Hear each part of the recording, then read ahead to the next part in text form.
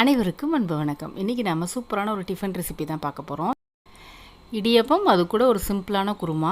ரொம்ப டேஸ்ட்டாக இருக்கும். காலையிலையும் செஞ்சு சாப்பிட்லாம், நைட்டு டிஃபனுக்கும் சாப்பிட்லாம். இந்த குருமா ரொம்ப சிம்பிளாக செஞ்சிடலாம், அதே சமயம் ரொம்ப டேஸ்ட்டாக இருக்கும். சப்பாத்தி பூரிக்கும் ரொம்ப நல்லாயிருக்கும். இடியப்பத்துக்கு பக்காவான சைட் டிஷ் இது. ரொம்ப டேஸ்ட்டாக இருக்கும். இப்போ எப்படி செய்கிறதுன்னு பார்க்கலாம். அதுக்கு ஒரு குக்கரில் 1 டேபிள் ஸ்பூன் அளவுக்கு எண்ணெய் விட்டுக்கணும். எண்ணெய் சூடானதும் ஒரு சின்ன துண்டு பட்டை, ஒரு பிரியாணி இலை, ஒரு சின்ன துண்டு கல்பாசி சேர்த்துட்டு 1/2 டீஸ்பூன் அளவுக்கு சோம்பு சேர்த்துக்கணும். எல்லாம் நல்லா பொரிஞ்சதும் ஒரு பெரிய வெங்காயத்தை சின்ன சின்னதாக நறுக்கிட்டு சேர்த்துக்கணும். சேர்த்து நல்லா வதக்கிக்கலாம். வெங்காயம் கொஞ்சம் கண்ணாடி பதத்துக்கு வரட்டும். வதங்கிட்டு இருக்கும்போதே அதோட கொஞ்சம் கருவேப்பிலை சேர்த்துக்குவோம். சேர்த்து நல்லா வதக்கி விட்டுருவோம். வெங்காயம் நல்லா வதங்கினதுக்கப்புறம் 3 தக்காளி, மீடியம் சைஸில் 3 தக்காளி எடுத்து நறுக்கிட்டு சேர்த்து வதக்கிக்கணும். தக்காளி ஒரு 2 நிமிஷம் நல்லா வதக்கிக்குவோம். இந்த அளவு வதங்கினதுக்கப்புறம் 2 கப் தண்ணி ஊற்றிக்கணும். இந்த குருமா ரொம்ப சிம்பிளாக செஞ்சிடலாம், டேஸ்ட்டு சூப்பராக இருக்கும். 2 கப் தண்ணி ஊற்றி நல்லா கலந்துட்டு குக்கரை மூடி வெயிட் போட்டு ஒரு 2 விசில் வச்சு வேக வச்சுக்கணும். சும்மாவே வேக வச்சுக்கலாம், ஆனால் குக்கரில் வேகும்போது தக்காளி ரொம்ப சாஃப்டாகவும் நல்லா டேஸ்ட்டாகவும் இருக்கும். குக்கர் விசில் வரட்டும். அதுக்குள்ளே நம்ம ஒரு பேஸ்ட் ரெடி பண்ணிக்கலாம். ஒரு மிக்ஸி ஜாரில் ஒரு மூடி திருவுன தேங்காய் எடுத்துக்கோங்க.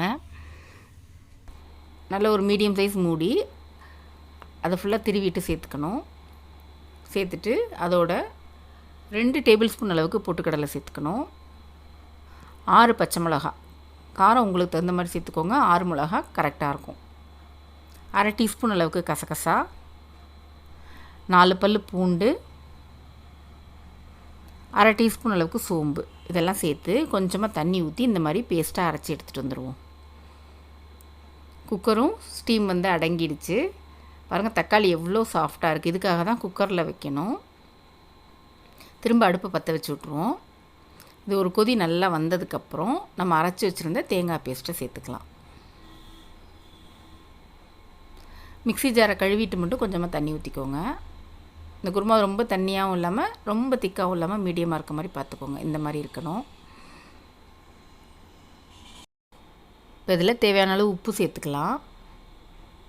சேர்த்து நல்லா கலந்து விட்டுட்டு இதை கொதிக்க விடணும். நல்லா ஒரு 2 நிமிஷம் நல்லா கொதிக்கட்டும். 2 நிமிஷம் நல்லா கொதித்ததுக்கப்புறம் கருவேப்பிலை இலைகளை பிச்சு தூவிட்டு அடுப்பு ஆஃப் பண்ணிட வேண்டியது தான். அவ்வளோதான், சிம்பிளாக செய்யக்கூடிய டேஸ்ட்டான குருமா இது. இப்போ இதை அப்படியே வேறு ஒரு கிண்ணத்தில் மாற்றி வச்சிடலாம். பாருங்கள், குருமா எவ்வளோ சூப்பராக இருக்குது. பார்க்கும்போதே ரொம்ப டேஸ்ட்டாக இருக்கும். இது இப்படியே எடுத்து வச்சுட்டு நம்ம இடியப்பத்துக்கு மாவு பிசைஞ்சிக்கலாம். ஒரு பவுலில் 2 கப் அளவுக்கு இடியப்ப மாவு எடுத்துக்கோங்க. தேவையான அளவு உப்பு சேர்த்துக்கணும். 1/2 டீஸ்பூன் அளவுக்கு நல்லெண்ணெய் சேர்த்துக்கோங்க. எந்த எண்ணெயும் சேர்த்துக்கலாம், நல்லெண்ணெய் நல்லா வாசமாக இருக்கும். இப்போ அதில் நல்லா கொதிக்க தண்ணி எடுத்து ஊற்றிக்கணும். கொதிக்கிற தண்ணியில் தான் இடியப்ப மாவு பிசையணும், அப்போ தான் நல்லாயிருக்கும். தண்ணியை மொத்தமாக ஊற்றிடாமல் கொஞ்சம் கொஞ்சமாக ஊற்றி பிசைஞ்சு பாருங்கள். கரண்டியோட அடிப்பாகம், அதாவது இந்த கரண்டி காம்பை வச்சு கிளறும்போது ஈஸியாக உங்களுக்கு மாவு பிசைய வரும். எண்ணெய் ஊற்றிருக்கிறதுனால ஒட்டாது. தண்ணியை கொஞ்சம் கொஞ்சமாக ஊற்றி பிசைஞ்சிக்கணும். கொதிக்க இருக்கிறதுனால கையிலையும் நம்ம பிசைய முடியாது. இந்த மாதிரி கரண்டி காம்பை வச்சு கிளறும்போது ரொம்ப ஈஸியாக இருக்கும். சப்பாத்தி மாவு பதத்துக்கு பிசைஞ்சிக்கணும். அதை விட கொஞ்சம் இலக்கமாக பிசைஞ்சிக்கோங்க, அப்போ தான் ஈஸியாக புளிய வரும்.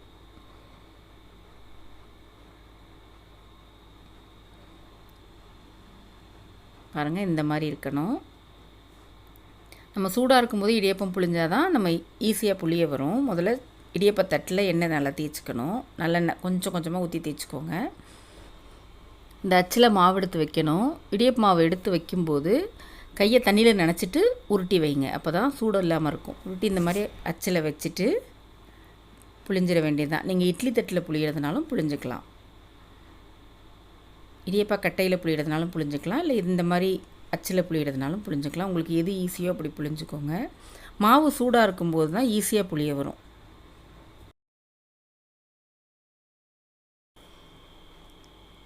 4 தட்டுலேயும் புழிஞ்சாச்சு. இதை அப்படியே ஸ்டாண்டில் எடுத்து வச்சுருவோம். ஸ்டாண்டில் வச்சுட்டு எப்பவும் போல் இட்லி சட்டிக்குள்ளே வச்சு வேக வைக்க வேண்டியது தான். தண்ணி நல்லா கொதித்ததுக்கப்புறம் வைங்க.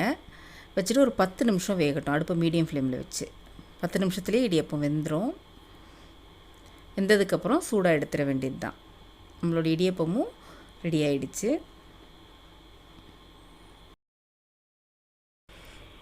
பாருங்கள், இடியப்பம் எவ்வளோ பூ மாதிரி சாஃப்டாக இருக்குன்னு. அவ்வளோதான், சுட சுட இந்த இடியப்பத்தை வச்சு குருமாவையும் ஊற்றி சாப்பிட வேண்டியது தான். சூப்பரான இந்த டிஃபன் ரெசிப்பியை நீங்களும் ட்ரை பண்ணி பார்த்துட்டு எப்படி இருந்துச்சுன்னு உங்கள் பதிலாக கமெண்ட்ஸில் சொல்லுங்கள். கூடவே நம்ம சேனலையும் சப்ஸ்கிரைப் பண்ணிக்கோங்க. நன்றி.